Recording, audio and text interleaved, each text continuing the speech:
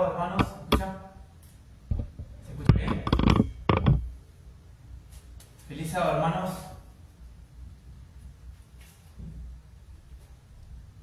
¿Ahí? ¿Va? ¿Sí? ¿Sale? Bien. Feliz sábado, hermanos, amigos, familia. Hace un tiempo he pensado de cómo compartir el Evangelio de Cristo con el cambio de mi vida y la experiencia que tiene uno, ¿no? Y lo primero que quiero en esta serie de videos que voy a empezar a realizar es comenzar por mi testimonio. De compartir de que Cristo vive, de que Cristo transforma y presentarme primeramente. Mi nombre es Darío Escarcela, acá de Argentina. Sé que hay muchas personas que están escuchando de otros países. Soy adventista del séptimo día, desde cuna. Mi familia, toda adventista, viene de más o menos de tercera generación, vengo. De hecho, mis abuelos de parte de mi madre, mi familia de parte de mi madre, fueron parte de la construcción de la iglesia de San Justo, de Catán. Es decir, tengo un nacimiento importante en la iglesia adventista desde cuna y de mi familia, ¿no? Particularmente también de parte de mi padre. Mi abuela tocaba el violín al Señor y acompañaba a mi abuelo a predicar. Él era pastor de la iglesia adventista de parte de mi padre. Y de hecho, bueno, hoy en día en la iglesia adventista se está repartiendo este libro, Armadura de Dios, del pastor Bullón, y en la página 15 aparece mi abuelo, así que no me quiero hacer famoso con esto, pero quiero que se constate de que vengo de una familia adventista, desde la cuna, ¿no? Y toda mi familia. Desde niño fui a la iglesia adventista. Saben que me molestaba mucho ir los sábados a la iglesia. Los viernes a la tarde odiaba guardar el sábado. Me molestaba. Quería seguir en la calle el viernes a la tarde. Y la verdad que no iba con muchas ganas a la iglesia el sábado, ¿no? La familia siempre quiere mantener la base de la iglesia y uno iba más que nada por obedecer, por estar con la familia y por estar ese sábado compartiendo con los hermanos. Así que a partir de que se separan mis padres a los 14 años, 15 años tenía yo, empiezo a dejar, digamos, la iglesia, porque cuando la familia se rompe, se pierde esa armonía cristiana que hay en la iglesia, ¿no? Y a partir de esa edad comienzo una vida en el mundo. Primeramente comienzo a conocer un fanatismo, una pasión que tenía dentro de mi vida, que era ser hincha de River, seguir a River a todos lados. Esa vida comencé a partir de los 15 años. Hasta los 18 años tuve la posibilidad de ir de local nada más, porque no tenía plata. Se necesita plata para ser hincha. Y lo más importante que también quiero destacar el concepto de hincha, ¿no? Que eso siempre fue una lucha, el concepto de lo que es un hincha. Un hincha fanático no es ser un barra brava, ¿no? Un hincha fanático que va de pasión, de sentimiento, donde se gasta su sueldo, se gasta su tiempo, que no se lo paga a nadie, ¿no? Y eso es lo que yo era. Eso es lo que conservé con mis amigos. En la cancha hay familias, hay amistades. Lamentablemente siempre uno tiene que luchar con esos conceptos de que nada, que se tergiversan, que no es la realidad, ¿no? Hay mucho sentimiento, pasión y mucho amor por los colores. Cuando empiezo a trabajar a los 18 años, también comienzo la vida que te trae la noche, ¿no? Que estamos hablando de boliches, alcohol, mujeres, todos los vicios, los deseos temporales que aparecen en la noche. Y eso es lo que yo comencé a partir de los 18 años, cuando empecé a tener plata, a trabajar, y empiezo a seguirlo de visitante. Desde ahí por más de 20 años, seguí a River. Cuando en el 2020 llega la pandemia de la enfermedad, empiezo a ver que algo raro estaba pasando, y ustedes dicen, sí, algo raro estaba pasando en la enfermedad, ¿no? Pero lo que yo empecé a ver era que había un trasfondo, más allá de lo que los sistemas de los medios comunicativos nos daban de información, ¿no? ¿Se acuerdan que en el 2020 comienza la enfermedad mundial, se empieza a propagar y me empiezan a pasar situaciones muy raras, extrañas? Y voy a contar algunas de esas, que es lo que me empieza a llamar la atención. Lo primero que me empieza a pasar es que cuando amigos que tenía, padres, madres, tías, empezaron a ver de que entraban al hospital por una enfermedad X, por un esguince de tobillo, por lo que sea, y entonces las llamaban después de 5 días a estas personas que dejaban a la familia, ¿no?, internada porque uno no podía estar, y entonces las llamaban y le decían, venía a buscar las cenizas porque ya hemos cremado el cuerpo porque contagiaba. ¿Se acuerdan de que en la pandemia había una autorización de que se podía cremar el cuerpo porque contagiaba? Todas estas situaciones me empezaron a llamar la atención.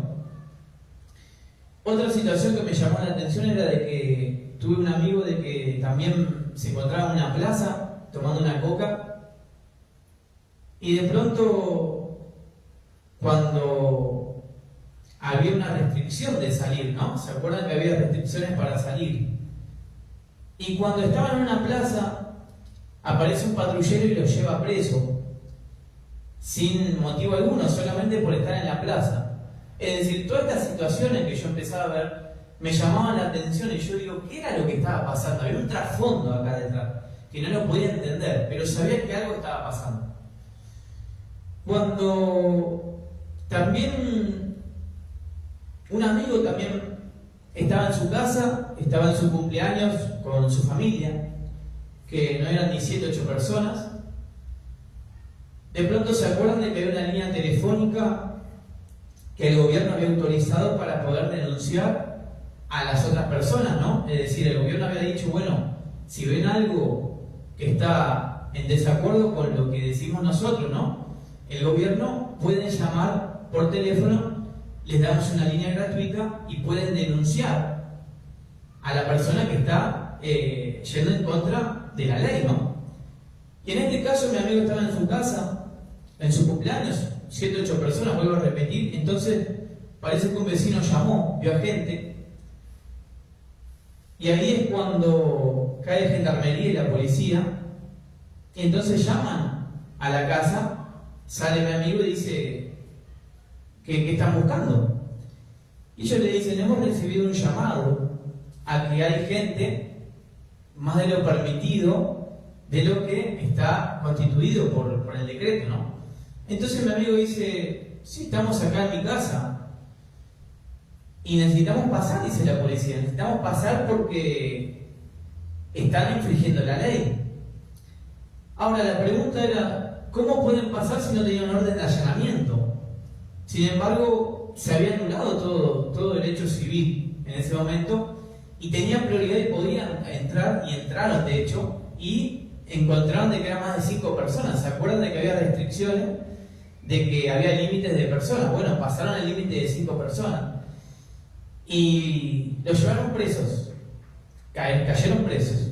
¿Por qué? Porque están en su casa y pasaron el límite de lo que estaba permitido. Es decir, todas estas cosas que yo les estoy contando, las estaba viviendo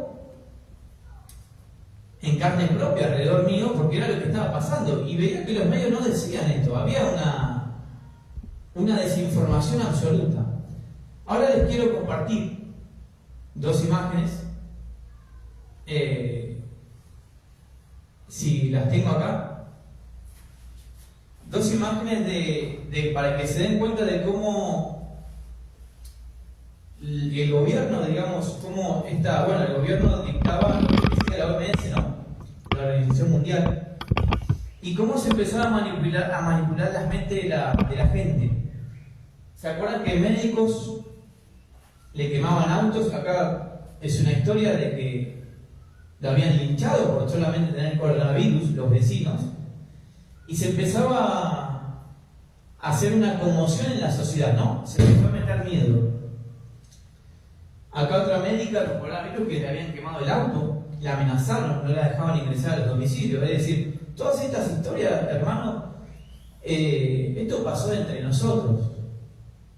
He conocido a un compañero de que había encerrado a la madre y le daba comida debajo de la puerta para que no contagie. Todas estas historias, hermano, volaban por mi cabeza. Yo digo, ¿qué es lo que está pasando? Entonces en el 2021 ya, a fines, empecé a escuchar, porque todo lo que pasaba en Europa venía acá a Argentina, ¿no? Y cuando empiezo a escuchar en Europa que había una posibilidad de salir de esta enfermedad, y había una solución que era un pinchazo.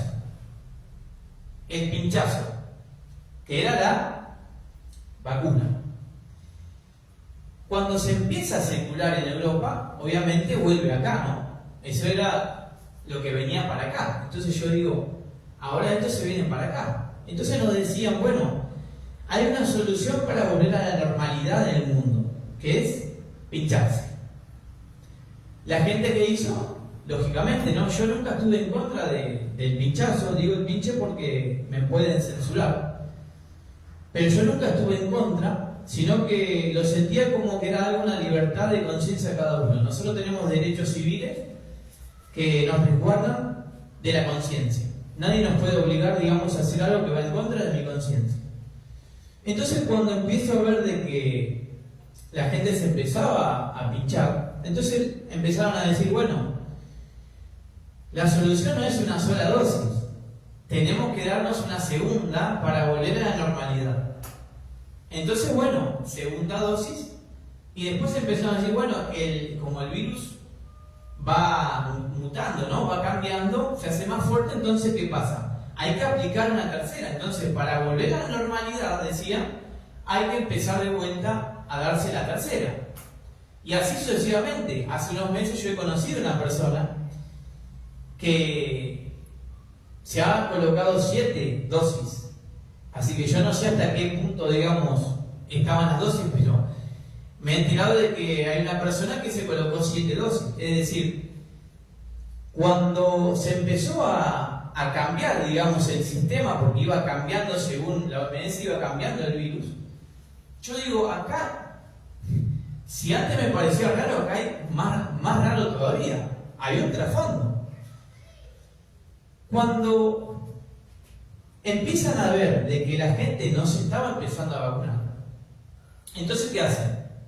Vamos a empezar a aplicar el pase sanitario, a obligar, a imponer. Cuando pasa esa situación, yo lógicamente vuelvo a repetir, yo no es que nunca estaba en contra, pero claro, ahora a la gente se le decía, bueno, los que no volvemos a la normalidad, porque los que tienen la culpa son los que no se pincharon. Entonces hay que hacer un pase sanitario para que, para obligarlos que se tienen que pinchar. Eso es lo que nos decían. Lógicamente yo ya desconfiaba de todo, ¿no? Entonces fue así de que cuando me empiezan a prohibir, cuando se mete el pase sanitario, y yo estaba en desacuerdo, obviamente empiezo a tener problemas. Con el trabajo, con la licencia, con el viaje. Y lógicamente yo digo, bueno, ¿para qué existo? Si yo no puedo hacer una vida normal que llevaba antes, ¿para qué estoy? Fue así de que entonces yo ahí le pedí al Señor, como nunca en mi vida. Por eso hoy quise empezar a hacer este video, porque hoy hace 3 años atrás yo vuelvo a la iglesia, después de más de 20 años. Entonces en ese momento, cuando tuve toda la prohibición, dije, como esto tiene un problema, hay algo que necesito saber. Yo digo, esto tiene que ver con la religión, tiene que ver con Dios. ahí me comunico con el Señor en oración. Me arrodillo y le pido: Señor, ¿qué es lo que está pasando? ¿Qué hago? Yo no tengo nada. Si no puedo trabajar, no puedo viajar, no puedo hacer mi vida normal, ¿qué hago? ¿Para qué estoy? Esas son las preguntas que me hacía. Le pedí al Señor: ¿qué hago? En el 2022 ya, con estas imposiciones, al abrirme al Señor, yo empiezo a volcarme en las religiones. Yo digo, en buscar la verdad en Dios. Así que yo estaba convencido de que esto tiene que ver con algo que tenga que ver con Dios. Yo nunca dejé de creer en Dios, pero nunca practiqué. Yo la última vez fue a los 14 años que habré abierto la Biblia, así que a partir de ahí, ya a los 36 años, empecé a abrir la Biblia y empecé a buscar qué es lo que está pasando. Cuando veo el video del Pastor Bob, empiezo a escuchar lo que era la marca de la bestia. Empiezo a escuchar del día domingo, del día sábado. Yo digo, ¿qué tiene que ver esto, lo que está pasando, con el tiempo del fin? Porque también, imagínense de que se escuchaba que decían la marca de la bestia, la marca de la bestia, y yo digo, ¿qué es la marca de la bestia? Digo yo, ¿será el pinchazo? Yo no, por más que yo he nacido en la iglesia bendita, imagínense que a los 14 años yo dejé la iglesia y yo nunca había estudiado nada, sinceramente. Cuando empiezo a estudiar la palabra del Señor a través del Pastor Borg, y me entero de ese video, empiezo a sentir de que estaba en lo correcto, pero tenía un problema en ese momento. Esto fue en marzo, el 5 de marzo de 2022. Yo me decido ir a la iglesia. Cuando yo escucho los mensajes de la iglesia bendita en YouTube, yo digo, bueno, esta es la iglesia bendita, esta es la iglesia del Señor. Esta es la iglesia que yo quiero ser parte, que de hecho es la iglesia bendita, la iglesia del Señor. Pero tenía un problema en ese momento, que era, se abría el público a participar de visitantes. Empezaban, digamos, a correr los viajes de visitantes. Yo toda mi vida he viajado, ¿no?, a seguir al River. Entonces yo digo, ¿ahora qué hago? Yo no coordinaba, digamos, y no me imaginaba cuando empecé la iglesia en ese mes de marzo, y cuando se aproximaba el partido de visitantes, yo no podía combinar una alabanza a Jesús con un cántico en la cancha. Es decir, no se digamos, y eso es lo que empezaba a entrar en juego en mi mente. ¿Qué hago? Cuando en el mes de marzo yo le pido al Señor, Señor, yo no puedo dejar de ir, así que yo voy a intentar ir, como sea. Como sea, yo voy a intentar ir. De hecho, intenté ir. En abril jugábamos el primer partido de Copa Libertadores en Chile, contra Colo-Colo. Yo quería ir. Cuando decido ir, obviamente, ahí estaba todavía el pase sanitario, ¿no? Entonces yo digo, bueno, voy a sacar la entrada para poder ir y viajar tranquilo. Entonces veo que la entrada estaba asociada al código QR, así que la entrada lamentablemente no la podía sacar, pero eso era lo de menos para un hincha. Los que son hinchas saben de que las entradas son lo de menos. Si hay que viajar sin entrada, viajamos sin entrada, no era drama. El problema ahora era el viaje. ¿Cómo hacía para viajar? La entrada no me importaba, yo quería estar ahí. Cuando quiero viajar en avión lógicamente. Si no tenía espacio sanitario, yo no podía viajar. Entonces, bueno, viajo en micro. Esa era la última posibilidad, yo después no tenía otra posibilidad. Cuando intento viajar en micro, el intento se muere en el camino porque tampoco me dejaron viajar. Entonces yo ahí digo, ¿ahora qué hago? Ahora tengo que dejar River, digo yo. Por eso más de 20 años.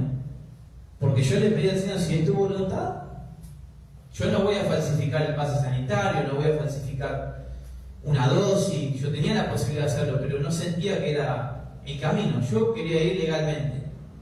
Cuando directamente esa semana, cuando se me presenta que no puedo viajar, siento la presencia del Señor en mi vida como nunca antes. llorando desconsoladamente. Se me estaba produciendo la conversión. Sentía que el Espíritu del Señor me hablaba. Y esos 3 meses lo viví mal, afligido, dolido. Y todo eso era lo que me estaba pasando, era el dolor del pecado, lo que yo había hecho en mi vida, ¿no? La desobediencia que uno tiene cuando se aleja del Señor. Pasaron 3 meses. En esos 3 meses yo me pongo intensivamente a estudiar la palabra del Señor, a afirmar lo que me estaba pasando. Y es cuando le pido al pastor que me quería bautizar. Esto fue en junio. Nos encontramos con el pastor y le digo, yo estoy seguro de lo que quiero.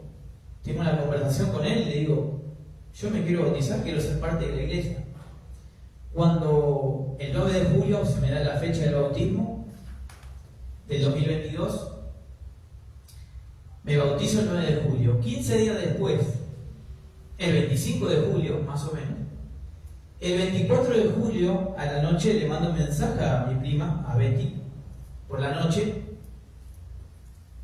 y le digo, me está pasando de que tengo ganas de hablar.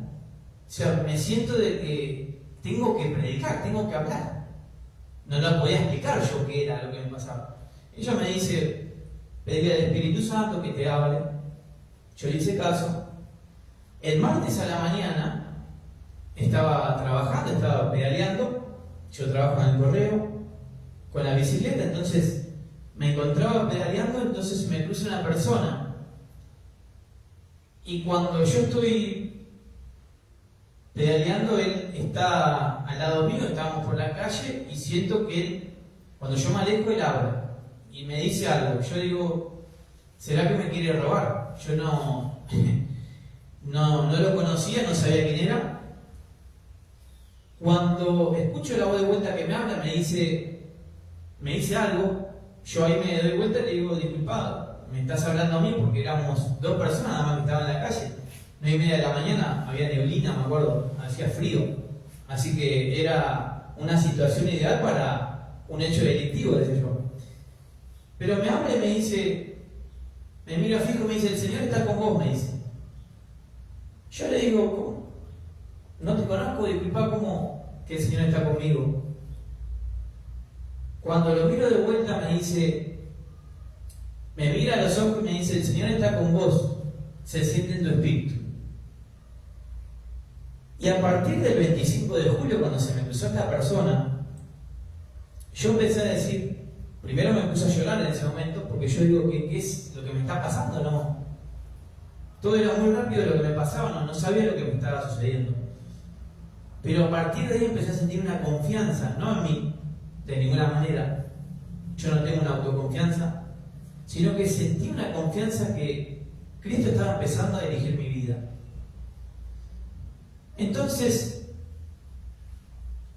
cuando se me presenta esa escena de esta persona, yo directamente empiezo a meterme en las actividades de la iglesia, empiezo a involucrarme en la iglesia adventista, ¿no? La iglesia donde me vio nacer. Yo volví a la iglesia de San Justo, donde yo nací, y me empecé a involucrar en la iglesia. A partir de ahí, obviamente cuando yo vuelvo a la iglesia, toda alegría, porque yo venía después de más de 20 años, y la gente se alegra cuando uno vuelve, ¿no? Después de tantos años. A partir de ahí todo muy bonito, todo lindo, hasta acá. Pero yo no voy a contar ahora los detalles. El próximo video yo quiero contar los detalles, qué es lo que sucedió. Pero lo que sí les voy a decir, hoy en día, hace 2 meses y medio, para la iglesia adventista del séptimo día, yo soy un hereje, yo soy un engañador, vengo de Satanás y soy un falsificador. Hace 2 meses y medio la iglesia me ha condenado. Para ejecutar una sentencia se tiene que llevar a cabo evidencias y se hace un proceso en la iglesia, y ya pasó todo eso y se me sentenció. Es decir, estoy condenado para la iglesia adventista del séptimo día. Yo estoy tranquilo porque yo sé que me cambió la vida, yo sé en quién estoy creyendo. Y para terminar, yo lo que voy a decir es lo siguiente. Por eso quise hoy comenzar con el testimonio, seguir con cómo fue que llevó a cabo la iglesia mi eliminación, mi condenación. Y voy a contar también punto por punto de cómo la iglesia, y cuando hablo de la iglesia hablo de los líderes, no hablo de la gente que está dentro de la iglesia, porque no tiene nada que ver la gente. La iglesia la compone la gente fiel, no una organización. Y hoy en día lo que estoy predicando no es un llamado a salir de la iglesia adventista, al contrario. Hay mucha gente fiel dentro de la iglesia que no sabe todavía lo que está sucediendo. Cuando digo la iglesia, hablo de la iglesia mundial, no me refiero a una iglesia local. Y cuando se me condenó de que yo soy un hereje al final, una condenación, es decir, yo estoy perdido en este momento, también quiero decir lo siguiente.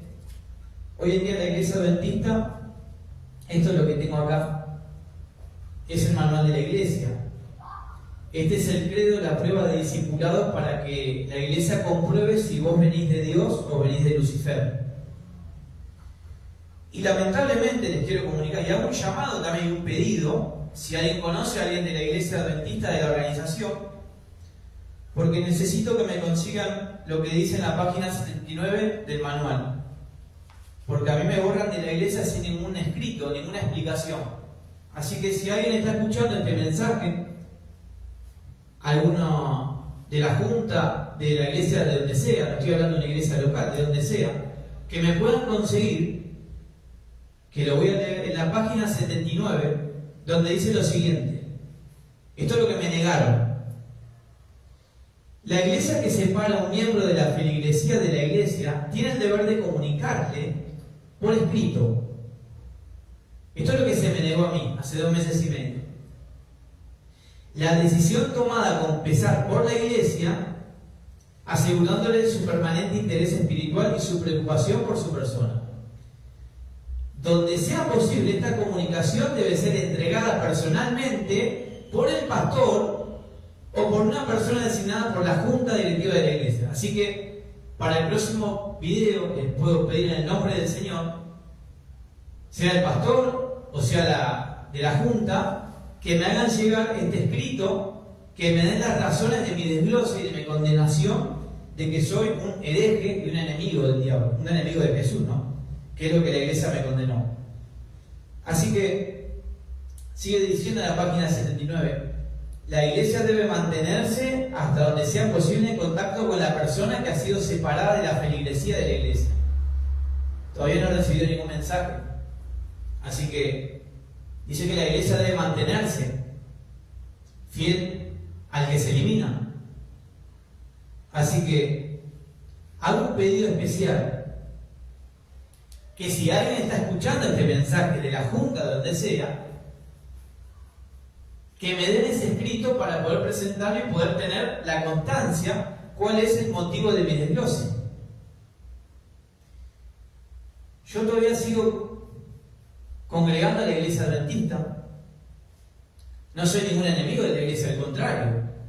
Hago un llamado a todos los adventistas sinceros que están dentro de la iglesia, que no tengan miedo de hablar. No tengan miedo. Se adueñaron de la organización y del nombre adventista del séptimo día. Ese es el problema. Y cada vez más se está escuchando más herejías dentro de la iglesia. Así que mi deber como cristiano, y por eso me expongo en público, que voy a predicar hasta que Cristo me permita. Y si tienen que hacer lo que sea, ya me borraron, me eliminaron, así que el prohibir el ingreso no lo pueden hacer. Y hay que demostrar el método de Cristo. ¿Cuál es el método de Cristo? Mansedumbre, humildad. Cristo no impone, Cristo no discrimina ni juzga a un hermano.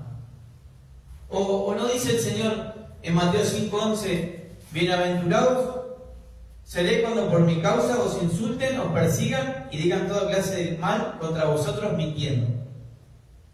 Nosotros tenemos que demostrar lo contrario, hermano.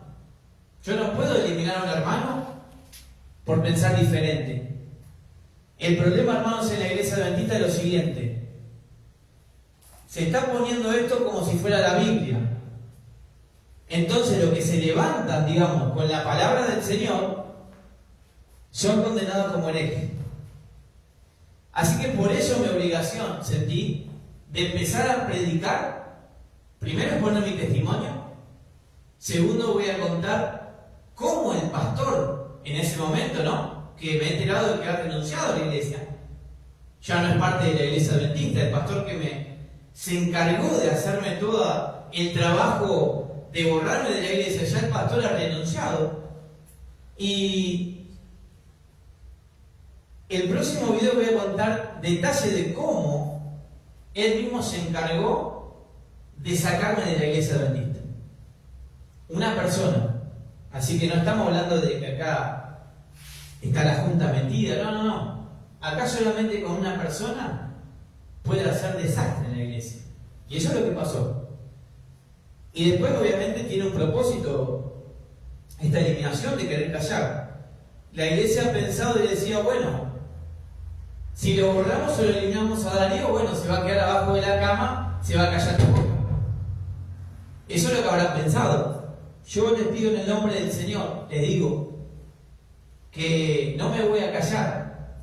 Voy a demostrar punto por punto con la palabra del Señor cuál es el engaño que se está fomentando en la iglesia y cuál es el propósito, porque esto es un propósito que tiene mucho que ver con el tiempo del fin.